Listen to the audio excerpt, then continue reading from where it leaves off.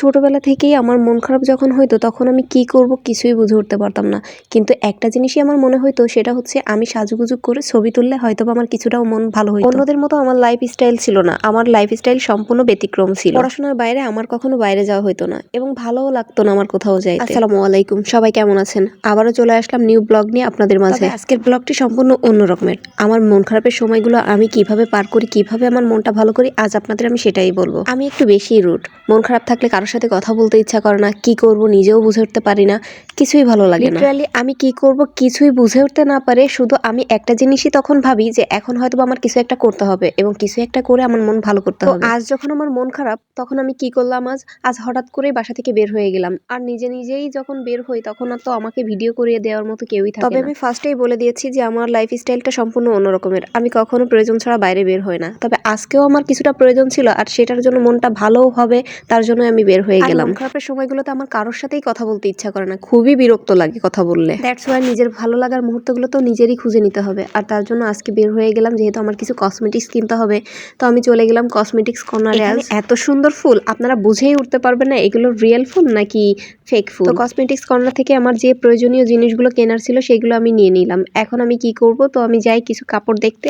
আর আমার সবসময় ভালো লাগে কেনাকাটা করতে, আর মেয়েদের তো এই জিনিসটা সবারই খুব ভালো লাগে, এগুলো তো আপনারা সবাই জানেন। আমাদের মার্কেটের পাশেই একটা নদী আছে, ভৈরব নদী, আর এটা খুলনার বিখ্যাত ভৈরব নদী। আমার খুব ভালো লাগে, এখান থেকে অনেক বড় বড় লঞ্চ যায়, ট্রলার যায় এবং জাহাজ। আর জাহাজগুলো তো ব্যবসায়িক জাহাজ, এগুলো খুলনা থেকে মাল লোড হয়ে এখান থেকে যায়। আর যখন যায় আমার খুব ভালো লাগে, আমি প্রায় এই লোকেশনটায় এসে বসে থাকি।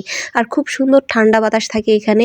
সবাই এখানে বিকাল হলে চলে আসে আড্ডা দেওয়ার জন্য। আর আমি এসেই দেখে যাই এখানে একটা জাহাজ অলরেডি রয়ে গেছে। তো জাহাজটা দেখে আমি ভিডিও করতে থাকি। এর মধ্যে আমি একটু ঘোরাফেরা করতে করতেই দেখি শব্দ হচ্ছে। কিসের শব্দ? হঠাৎ করেই দেখি একটি জাহাজ এখান দিয়ে আসতেছে, মানে খুলনা হয়ে হয়তোবা ব্যবসায়িক উদ্দেশ্যে রওনা হয়ে গেছে। ভীষণ বড়, আমার দেখে তো ভীষণ ভালো লেগেছে যে আমি এসেই জাহাজটা দেখতে পেলাম। আর আমি হুটহাট করে এখানে আসলে খুব একটা দেখতে পাই না, তবে আজ কেন জানি না আমার চোখের সামনে পড়ে গেল। খুলনার আশেপাশে যারা আছেন তারা অবশ্যই ভৈরব নদীটা চিনবেন, আর আমার খুব ভালো লাগে এই পার্টটায় এসে বসে থাকতে। তো আমি বলছিলাম মন খারাপের সময়গুলো, এসেই যখন আমি এই জাহাজটা দেখে ফেলেছি তখন আমার মনটা কিছুটা হয়েও ভালো হয়ে গেল। এখন আমি কি করব, তো অনেক সময় ঘোরাঘুরি করে আমি বাসার উদ্দেশ্যে রওনা হয়ে গেলাম। তো বাসার উদ্দেশ্যে যখন আমি রওনা হয়ে গেছি, তো এখন আমার কিছু খাইতে হবে, ইচ্ছা করতেছিল। তো আমার যাইতেই আমার মনে হলো কিছু একটা খাই। তো এসেই দেখি কদবেল বিক্রি হচ্ছে, তো এখান থেকে আমি একটা কদবেল নিয়ে নিলাম। তবে কদবেলটা আমার এভাবে খাইতে ইচ্ছা করে না, মাখিয়ে খাইলে অনেক মজা লাগে, সেটা আমার মতো করে। মানে আমার টক পছন্দ না, তবে টক মিষ্টি হলে ভালো লাগে। যাচ্ছিলাম, ওই রিকশাওয়ালা মামাটি তার বাচ্চার জন্য একটা বেলুন কিনে নিয়ে গেছে। বাচ্চাটা খুব বায়না করছিল, বাবা আমার জন্য একটা বেলুন নিয়ে আসবা, তো তার জন্য কিনে নিয়ে যাচ্ছে। তো আমার খুবই ভালো লাগলো। আমি এই বাবা সন্তানের ভালোবাসার গল্পটা শুনে আমার মনটা ভালো হয়ে গেল। তো আমি বাসায় চলে আসলাম। ভিডিওটা ভালো লাগলে অবশ্যই ফলো দিয়ে আমার পেজটি ফলো করবেন। বাই।